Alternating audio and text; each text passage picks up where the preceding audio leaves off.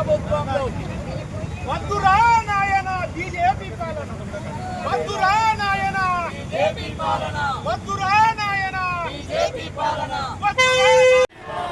వద్దురా నాయన బీజేపీ పాలన, వద్దురా నాయన బీజేపీ పాలన. పెంచిన ధరలు వెంటనే తగ్గించాలి, పెంచిన ధరలు వెంటనే తగ్గించాలి. జై తెలంగాణ.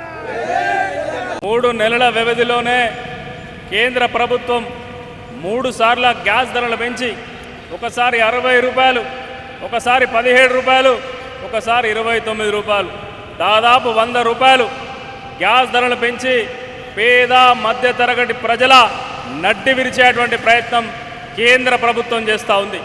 ఈరోజు ప్రజలకు అందుబాటులో ఉండాల్సిన గ్యాస్ ధరలను ఇలా పెంచి అసలు సామాన్య ప్రజలకు గ్యాస్ అందుబాటులో లేకుండా చేస్తూ ఉంది. ఒక పక్క కేంద్ర ప్రధానమంత్రి ఈరోజు తెలంగాణ ప్రాంతానికి వచ్చినప్పుడు ప్రజలు ఏం తినాలనో, ఏం తినద్దో, ఏం కొనాలనో, ఏం కొనొద్దో వివరించిపోయాడు. కానీ ఆయన మాత్రం 8,000 కోట్ల రూపాయల ఫ్లైట్లో విదేశీ సంచారం చేస్తూ ఉన్నాడు. మరి సామాన్య ప్రజలకు ఒక న్యాయం, ప్రధానమంత్రికి ఒక న్యాయం ఏ విధంగా ఉంటుంది బీజేపీ ప్రభుత్వంలో అని చెప్పి ప్రశ్నిస్తూ ఉన్నాం.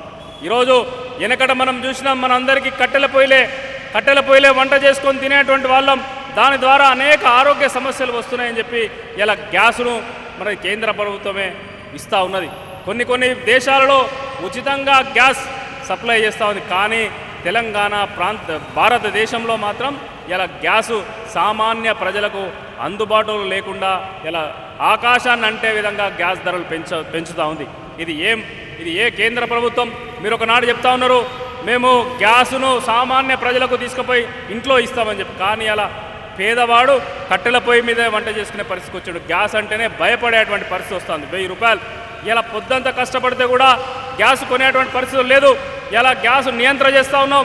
ఇప్పటికే మీరు వాణిజ్యపరంగా ఇచ్చేటువంటి గ్యాసులను కోత విధిస్తూ ఉన్నారు, తక్కువ చేస్తూ ఉన్నారు.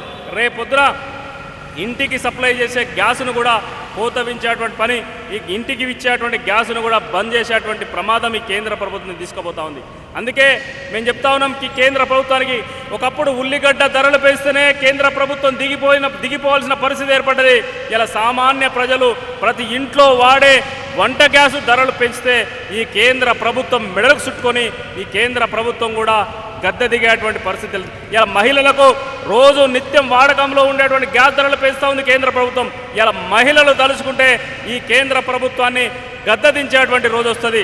పెంచిన గ్యాస్ ధరలు వెంటనే తగ్గించాలని చెప్పి నిరసనగా ఈరోజు కరీంనగర్లో తెలంగాణ రక్షణ సేన ఆధ్వర్యంలో ఇలా వెనకడ ఉండే కట్టెలపోయే మాకు దిక్కాయే ఇలా సామాన్య ప్రజలకు ఏ విధంగా గ్యాస్ దూరం చేస్తూ ఉందో ఆ యొక్క నిరసనను ఈరోజు మేము కట్టెల పొయ్యి మీద వంట చేసుకొని మా యొక్క నిరసనను కరీంనగర్లో తెలంగాణ రక్షణ సేన ఆధ్వర్యంలో నిర్వహించడం జరుగుతూ ఉంది.